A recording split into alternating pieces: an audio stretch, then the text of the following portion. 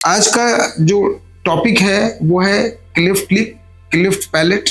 कब करना चाहिए, क्या उससे रिलेटेड प्रिकॉशन लेना चाहिए और उसके परिणाम क्या होते हैं, आउटकम क्या आता है। तो क्लिफ्ट लिप और पैलेट ये पैदाइशी जब बच्चा पैदा होते हैं उसी समय पता चल जाता है कि इस बच्चे का ओंठ कटा हुआ है, ये तालू में सुराग है या वो भी कटा हुआ है। कोई ये जरूरी नहीं है कि लिप और पैलेट दोनों साथ साथ कटा हुआ हो। कभी पैलेट कटा हुआ होता है, कभी लिप कटा होता है। ये पैदा होते ही जो गायनेकोलॉजिस्ट है, जो पीडियाट्रिशियन है, उनको ये पता चल जाता है और वो उसके अकॉर्डिंग हम लोग के पास, प्लास्टिक सर्जन के पास उसको करेक्ट करने के लिए भेजते हैं। तो 3 कैटेगरी यूजुअली हो गई, क्लिफ्ट लिप, क्लिफ्ट पैलेट और दोनों cleft lip and palate together. Cleft lip जब होता है तो उसकी ग्रेडिंग अलग अलग है। कभी 1/3 कटा होता है, कभी आधा कटा होता है, कभी पूरी ओंठ कटी रहती है और वो उसकी जो कटाव है वो नाक तक जाती है। तो अभी हम जो बात करते हैं वो क्लिफ्ट लिप की बात करते हैं। क्लिफ्ट लिप हाफ कटी हुई हो, पूरी कटी हुई हो, इसमें बहुत कम है तो और बात है, लेकिन ये टोटल ही हम लोग रिपेयर करते हैं। अब सवाल होता है कि कब करना चाहिए। अर्लीस्ट इज द बेस्ट, क्योंकि बच्चा बढ़ रहा है। अगर जल्दी हो जाता है तो उसके अकॉर्डिंग उस एरिया में भी जो ग्रोथ है वो ऑलमोस्ट बॉडी के ग्रोथ से के साथ कनेक्ट हो जाता है। तो अब कितना कम समय में पैदा होने के कितना जल्दी करना चाहिए, तो इसके कई रूल्स बनाए गए। 10 वीक्स, 10 पाउंड्स, TLC 10,000, इस तरह की बात कही गई। लेकिन भारतवर्ष में जो बच्चे पैदा होते हैं तो कई बार अनिमिक होते हैं, कई बार वीक होते हैं और ये हाई सोशियो इकोनॉमिक ग्रुप में यूजुअली हम लोग नहीं देख पाते हैं। ये मिडिल है या लोअर हाई इकोनॉमिक ग्रुप में है। कारण इसके बहुत सारे हैं, कोई भी एक एस्टैब्लिश्ड कारण नहीं है।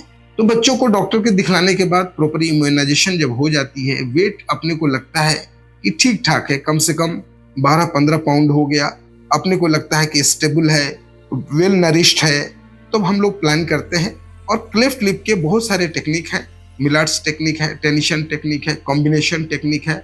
यूजुअली हम लोग, मैं पर्टिकुलरली टेनिशन टेक्निक से करता हूँ और प्लस माइनस कुछ उसमें एडजस्टमेंट करना होता है।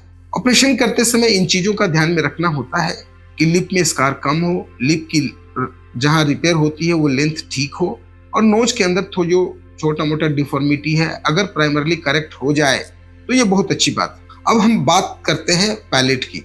पैलेट में टोटल पैलेट हो सकता है, जो कम है वो लिप के साथ होता है total palate. Usually soft palate होता है। सॉफ्ट पैलेट वो पार्ट है क्लिफ्ट पैलेट का जिसमें आवाज बनता है।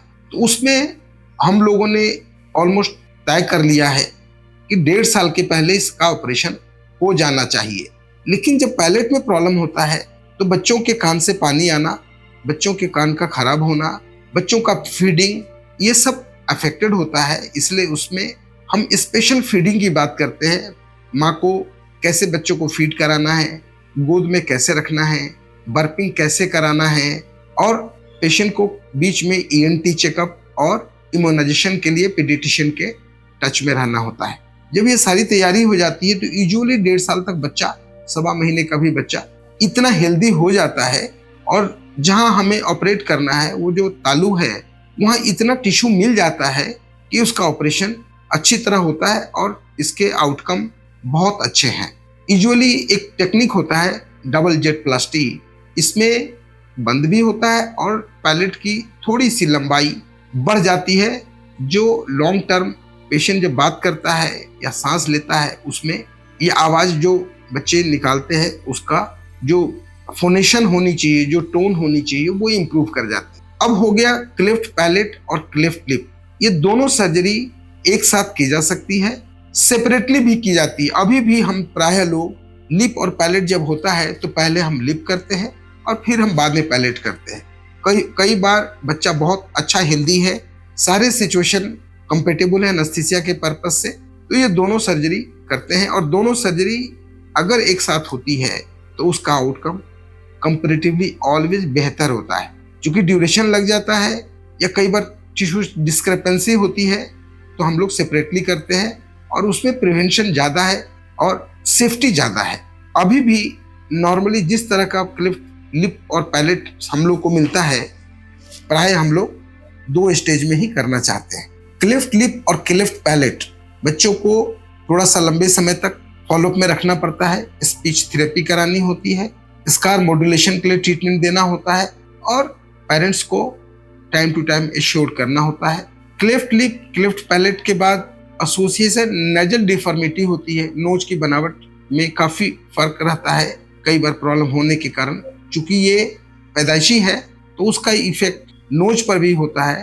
तो हम लोग की ये कोशिश रहती है कि जब पेशेंट एडल्ट हो जाए 16 साल के बाद या 18 साल के बाद, जिसमें फर्दर नोज बड़ा होने की संभावना कम रहती है, उसके बाद ही हम डेफिनेटिव सर्जरी करते हैं, जिसको हम लोग बोलते हैं cleft lip nose deformity correction. उसका भी आउटकम बेहतर हो गया है। उसमें बहुत सारे काम करने पड़ते हैं। उसमें एलर्ट कार्टिलेज, बोन ग्राफ्टिंग, कलुमेला, इन सारी चीज़ों को एडजस्ट किया जाता है।